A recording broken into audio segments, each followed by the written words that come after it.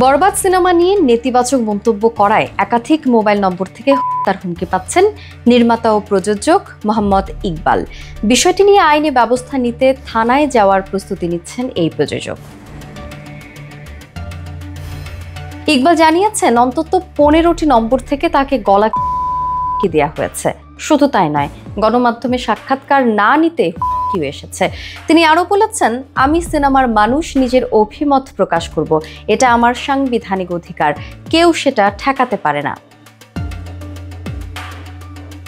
সম্প্রতি এক সাক্ষাৎকারে তিনি অভিযোগ করেন, বরবাদ সিনেমায় প্রকাশ্যে কোপ টানা, পুলিশ হত্যা, মানুষ পানো এবং দৃশ্য রয়েছে যা সমাজের নেতিবাচক প্রভাব ফেলতে পারে।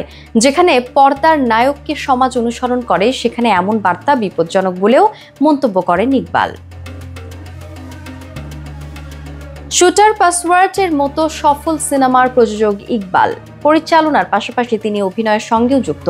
দীর্ঘদিন টলিউড সুপারস্টার শাকিব খানের ঘনিষ্ঠ বন্ধু হিসেবে পরিচিত হলেও বর্তমানে তাদের সম্পর্ক অনেকটাই শীতল।